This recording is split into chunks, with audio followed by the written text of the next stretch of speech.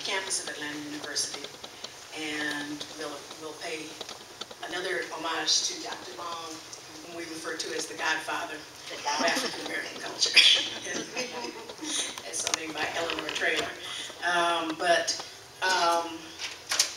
I grew up in Atlanta in a very special period. It was a period when the world was changing for African Americans. It was a period when I was in elementary school, when things were segregated, when I went to segregated schools and rode in the back of the bus, and which transformed seemingly overnight and yet not quite, and yet incrementally in another way. And as I went to high school, we integrated the schools. I grew up on a little oasis of culture, I guess, in Atlanta at the Atlanta University Center, because during that time almost all of black culture was centered around the universities. And being here, you know, you take it for granted that everybody can be around 5 colleges, and the level of intellectuals and creative talent that are around such a place. But being able to grow up and as a little child, going to the Harmon Awards receptions and meeting, you know, people who are now world-renowned artists, to be around when Dr. Long founded his Africana Studies program and conferences and brought the world to us. And then just being at a place where my parents both taught at the Atlanta University Center, and our home was kind of a dewdrop inn, particularly around Thanksgiving and Christmas. Anybody who didn't have a place to go came to our house for Thanksgiving dinner. And regulars at our house were people like Dr. Richard Long and Hoyt Fuller, Tony K. Bambara, and they would always bring along exciting and wonderful people like Romare Bearden or Maya Angelou or whoever was in town, James Baldwin. So it was a very special time and place to grow up. I grew up thinking I was becoming a political scientist, and actually that's what all of my academic training is in. I have no formal training as a photographer.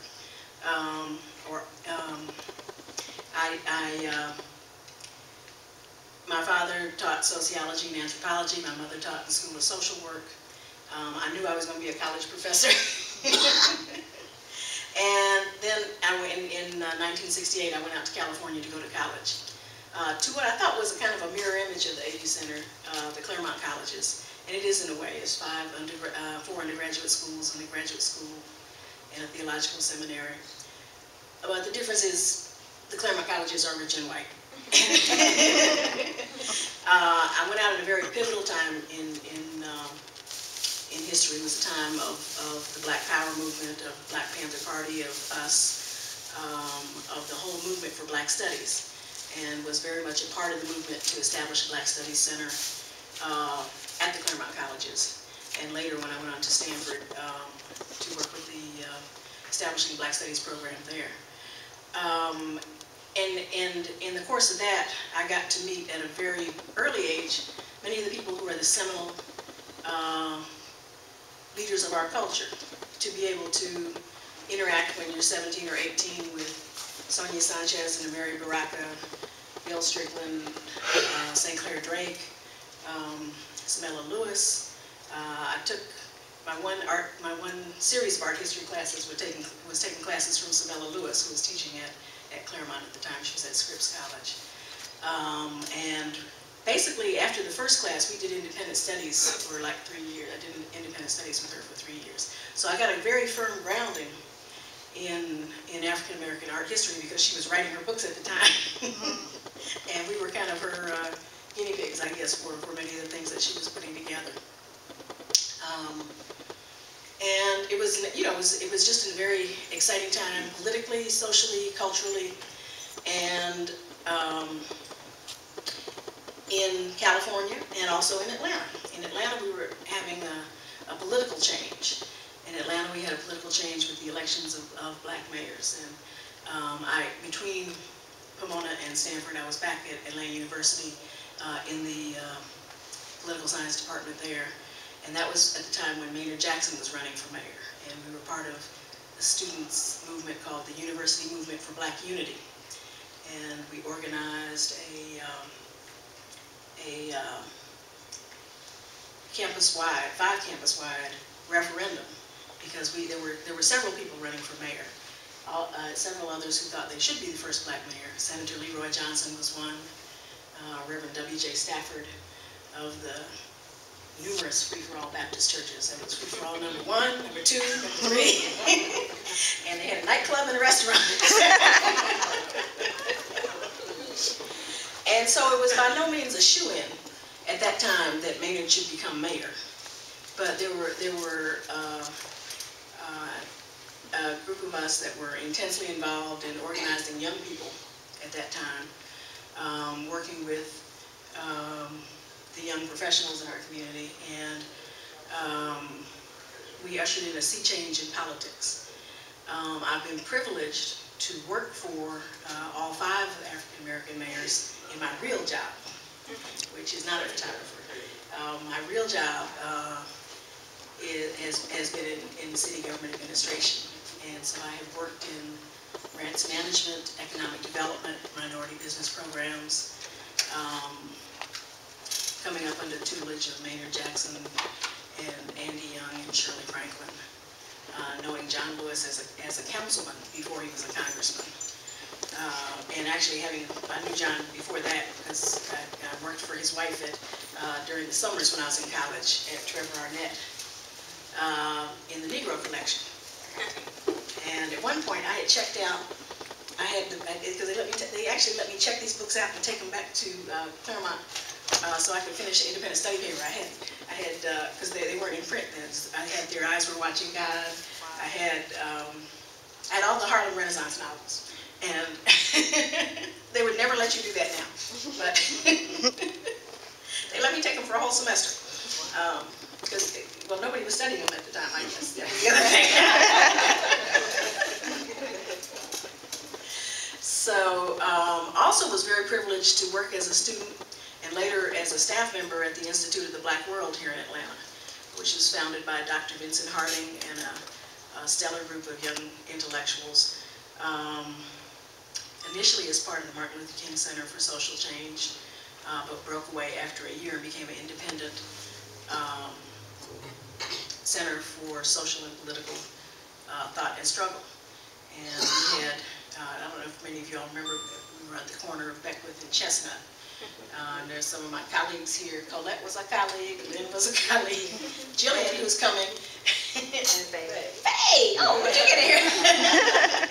Faye was a colleague. And Faye is in the exhibition, not as a photographer, but as a poet. If you go downstairs, you will see. Yes, it was a long time ago. You know, we were definitely out to change the world. And as I was doing all of these different kind of careers and things, I guess people may wonder how I got to be a photographer. I was always a picture taker. I mean, I always had a little camera.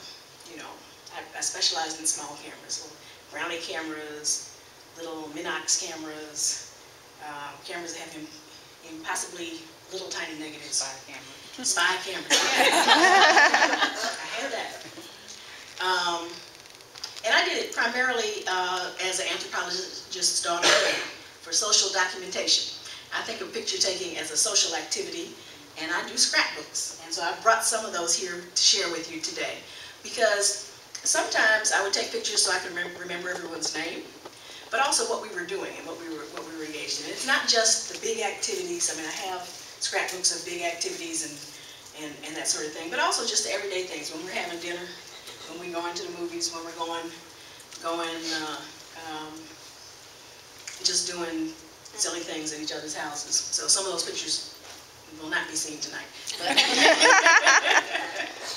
But it really is a way to chronicle your life and keep. I'm not much of a diary writer. I don't write long expositions, but I do take pictures, and that helps to kind of capture the moment and relive that. And it's something that you can share with your friends and family. I love the invention of double prints. This is the best invention they ever made, was that the camera stores would give you double prints, because that meant you got to keep one and they got one for free.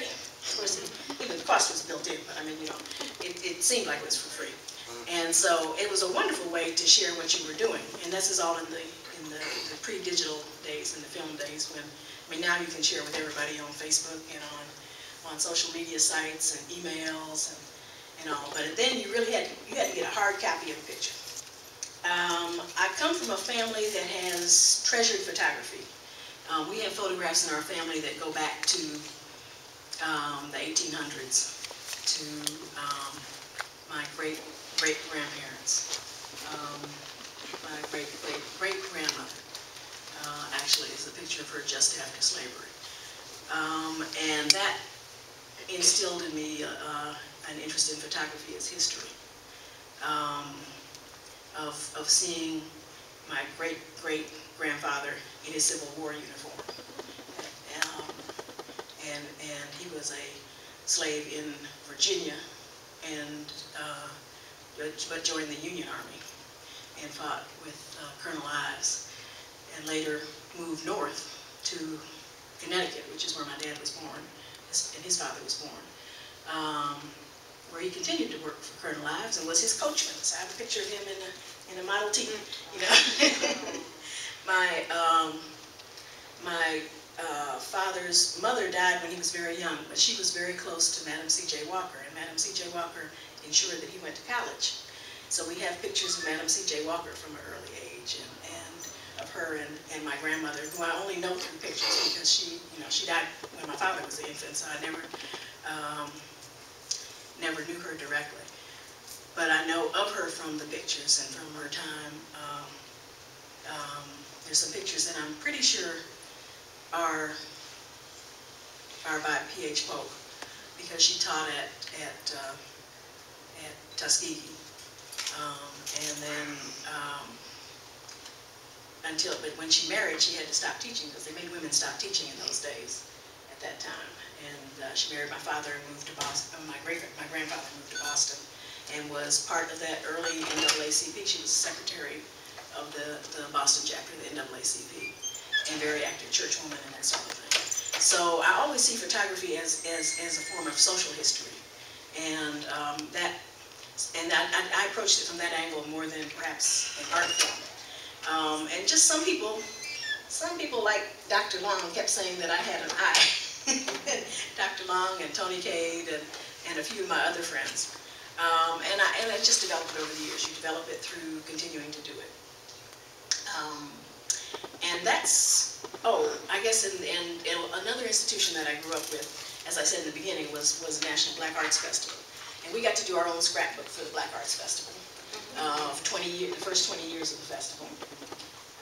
And most of the photos in here are by Jim Alexander and myself, and a small cadre of people that have labored at the festival for long years with little money, but a commitment to document the culture, and that's what we're doing.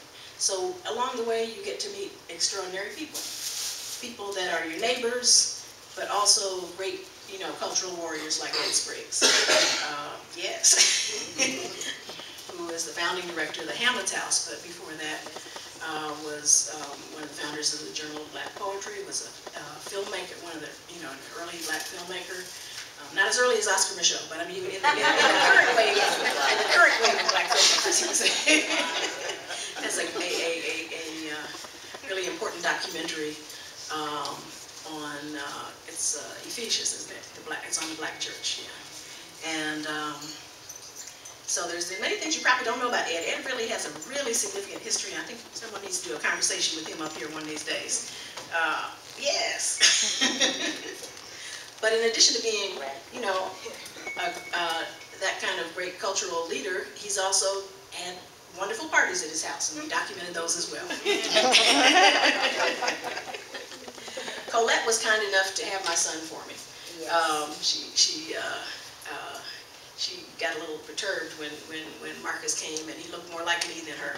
So people were always asking, was it my baby, So, is that your son? Yes. But Colette and I have been friends for, probably close to 40 years, I guess. Yeah. Yes.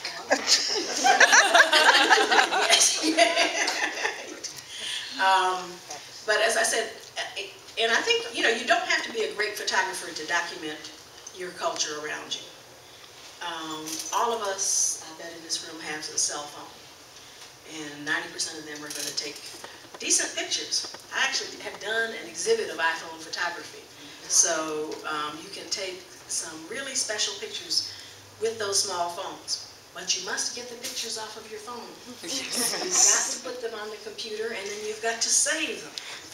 So encourage yourselves and, you know, your young people, particularly, because they're much more, you know, technological than we are, but it's fleeting. I don't get the sense that they're really saving all of this stuff that they're creating. And this is a great place to put it, the Auburn Avenue Research Library, because this is a place that documents our culture for all of us. And that without it, you wouldn't, the early records of the National Black Arts Festival are here. The early records of many of the organizations that I've been involved in are here. The records of my church, when the church burned down, a lot of records were brought over here. When we began renovations on church, they sent more records over here. There are a ton of things here that Carrie could probably tell you more about what's here than I can, but it's a tremendous resource, and it's you know, without a doubt, the Schaumburg of the South, and we need to really appreciate it for the tremendous cultural institution that it is. Dr. Long's papers are here. Yes. And there's you have a monograph about the papers, don't you? I mean, you have some kind of guide to his collection, right? Yeah. Yeah, so they produce guides to a number of the collections that are here. Andrew Young's papers are here, Jose Williams' papers are here. So this is a good place to think about bringing your photographs and bringing your family history. And being sure that as you just use your cell phone to take the world around you, that you retain it so that the next generation can appreciate it the way that I appreciate my great-grandfather's Civil War pictures. So with that, I'm open for questions.